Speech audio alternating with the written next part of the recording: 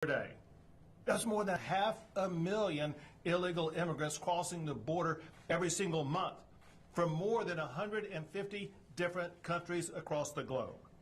That's far beyond what Homeland Security Secretary Johnson said was a crisis.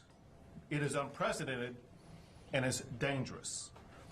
We have potentially more people who will be crossing our border illegally by the end of this year than live in Los Angeles, America's second largest city. With the Biden administration ending Title 42 expulsions in May, Texas will be taking its own unprecedented actions this month to do what no state in America has ever done in the history of this country to better secure our state as well as our nation. Some of what we will be doing is providing charter buses to send these illegal immigrants who have been dropped off by the Biden administration to Washington, D.C. We are sending them to the United States Capitol, where the Biden administration will be able to more immediately address the needs of the people that they are allowing to come across our border. To get that going, I'm going to send a letter to Chief Nim Kidd with the Texas Division of Emergency Management, who will be in charge of this operation.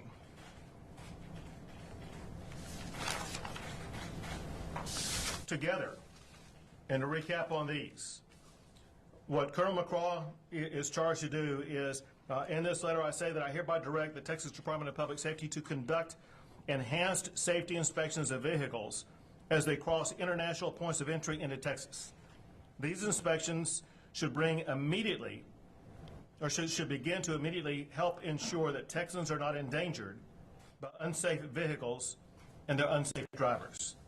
And in the letter that I provided to Chief Nim Kidd concerning the transportation by bus of migrants to Washington, D.C., I say, I hereby direct the Texas Division of Emergency Management to begin coordinating the transportation of illegal aliens to Washington, D.C. Now, those two strategies are, in addition to announcing the following actions to further deter illegal immigrants, including deploying boat blockades at appropriate regions in the Rio Grande River, deploying razor wire at low water crossings and high traffic areas, creating container blockades to drive people away from low water crossings. And additionally, the National Guard will begin its first phase of mass migration rehearsals tomorrow to begin the preparation for what we are anticipating to be a potential mass influx of people coming across the border. All troopers and specially trained National Guard will be equipped with riot gear in case of potential caravan violence, like what we have all seen occur in Mexico as the caravans were making their way toward the United States. And then on top of that, the border region is going to be lit during night in prominent smuggling areas to make it far easier to detect any activity that is taking place. Now, as I said before, this is stage one of a two-part process, at least two-part process. There will be more announcements that will come next week. Over the course between today and next week, Texas will continue to evaluate the threats that are posed by the Biden administration's open border policies and announce additional actions next week to respond to these unprecedented illegal border crossings. At this time, I will turn it over to Director Steve McCraw of the Texas Department of Public Safety. Well, thank you, Governor. Well, Governor, we're going to be in operations at your direction at 4 p.m. today. Excellent. We've got 28 roadway locations that cross into Texas, and we're prepared to launch operations in each of those locations. Thank you. Right, sir. Now, commercial vehicles, trucking industry is vital to our economy. It's vital to our way of life. And the majority of operators and owners comply with regulations that relates to safety regulations.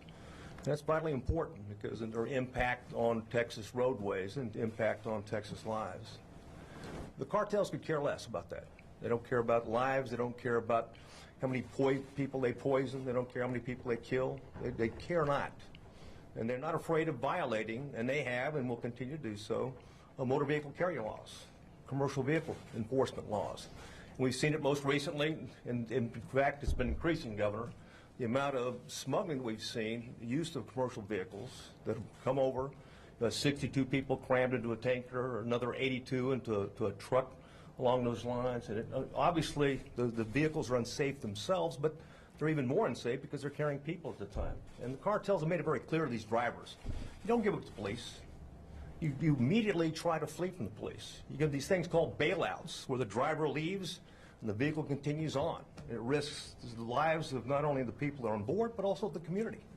And these continue to happen. Now, in Texas, we have over 285,000 registered commercial vehicles. And Customs and Border Protection reports that they receive across those 28 roadways we talked about 4.8 million commercial vehicles a year that enter Texas. That's an important point to note because as we've been informed by our DHS counterparts, they're projecting that these numbers are going to vastly increase. That of course, as a result of that, the elimination of Title 42, they're expecting numbers that are so high that they, and we're already at the record high for Texas history right now in terms of apprehensions. And in anticipation of that, we expect the cartels to do as they've done before when Border Patrol is taken off the line, is fully exploit that, including not between the ports of entry, but at the ports of entry, Governor. So here's an opportunity, based on your leadership, to be proactive, to do what we can to deter, unsafe commercial vehicles onto our roadways. And as we've mentioned, we began operations at 4 p.m. today. Thank you. One of the concerns that was raised today by local officials is a concern that we've heard repeatedly, and that's the concern that Colonel McCraw raised about bailouts. This will address those bailouts, so it will not completely solve them, but it should go to reduce the number of bailouts that we are experiencing here in the Lone Star State. Next is the Adjutant General, General Seltzer.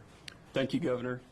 As you've alluded to, due to the impending elimination of Title 42, the Texas Military Department, in collaboration with our partners at DPS, will be conducting mass migration response rehearsals at multiple locations along the Texas southern border.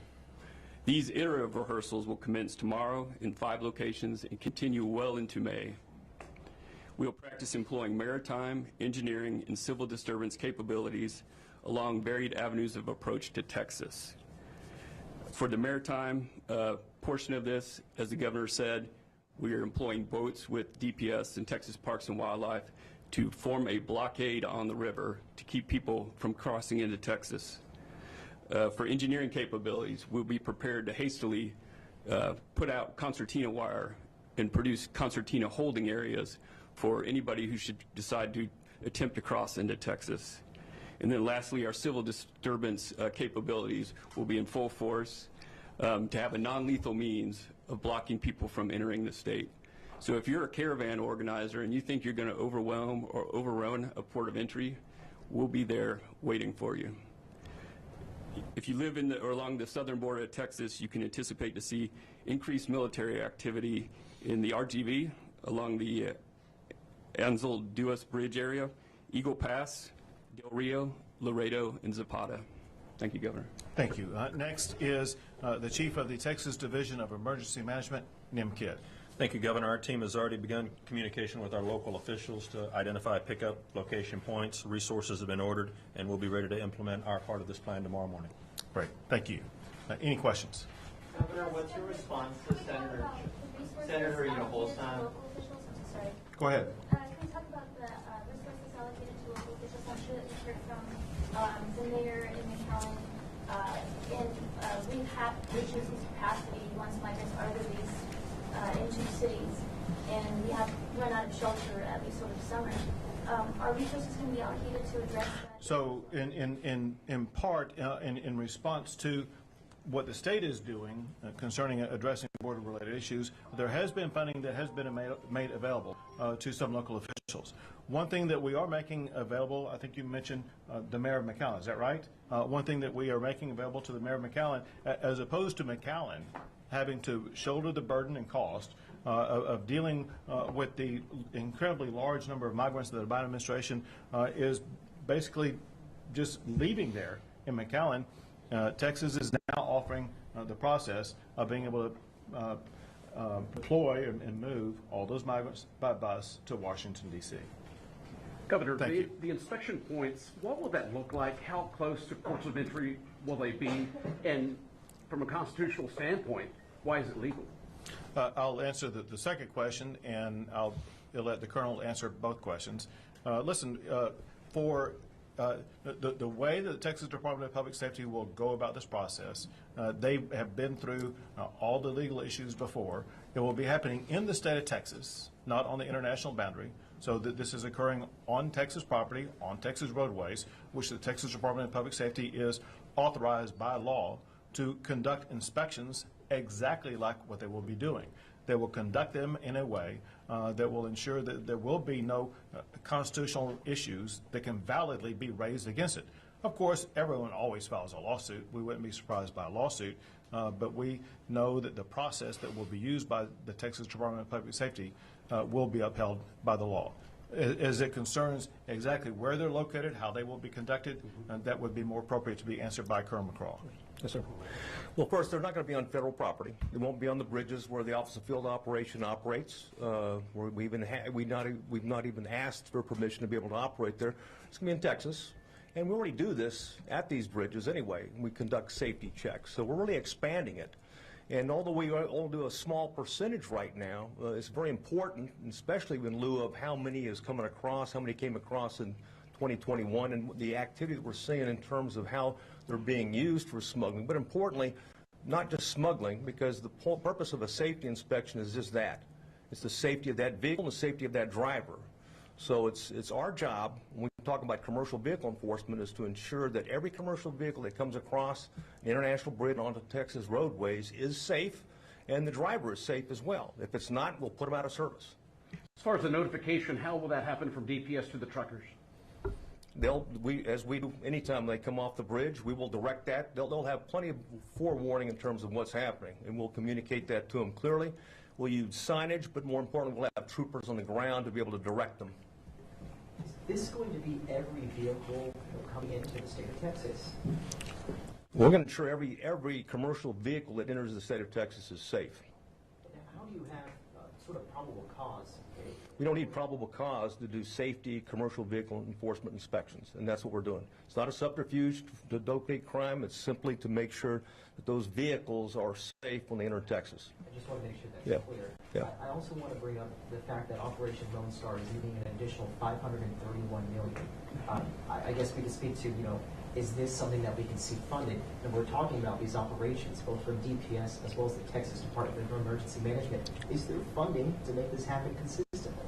To achieve what we're talking about right now requires no additional funding right now. Obviously, you're pointing out an issue that was raised in hearings earlier this week, and that's the reality, and that is securing the border does not come cheap. Securing the border would cost Texas nothing if the federal government was doing its job, but because Joe Biden is not securing the border, the state of Texas is having to step up and spend Texas taxpayer money doing the federal government's job. Texans have the backbone and the will to secure a border, two things that Joe Biden does not have. All right, next outlet.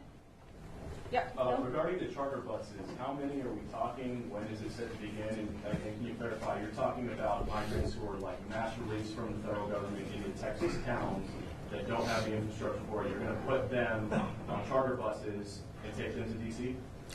I'm going to answer the latter part and let Chief Kidd answer the first part. Yes, so the Biden administration, as we speak, with the current numbers, even before the elimination of Title 42, they've been dumping large numbers of migrants in cities up and down the border, leaving the cities to grapple with challenges they don't have the capability of dealing with. They themselves have been putting these migrants on buses to San Antonio. So I said I got a better idea. As opposed to busing these people to San Antonio, let's continue the ride all the way to Washington, D.C. How can you do that? Hold on a second. He gets to respond to the first part of the question. Thank you. The first part of the question, the long answer is, in past disasters, we have pulled up to 900 buses for operations to do evacuations.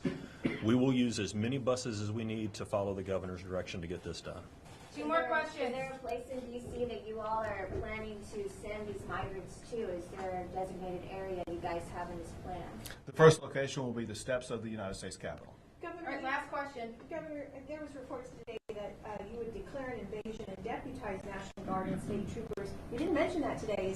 Is that something that you have planned to do in order to send migrants back across the border? Well, first I got to tell you, you got to question your sources because apparently they're not good. But secondly, what I'll tell you, largely speaking, and that is, as I pointed out earlier, there will be more announcements next week.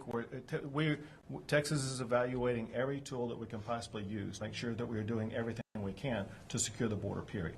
All right. Thank you guys so much.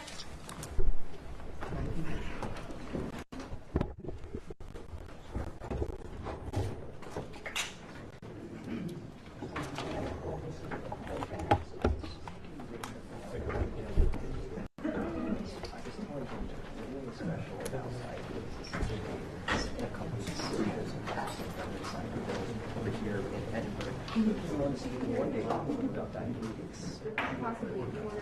give you my contact. Yes. I was there. Okay, Yes. say I was there. I guess I wanted to see, to get your thoughts. Is there anything that's happening? And see how severe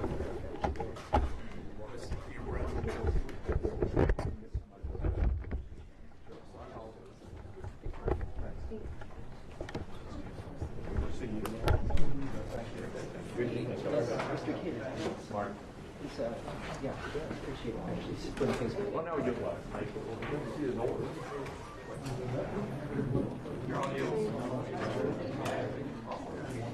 So yesterday I did a thing for yesterday.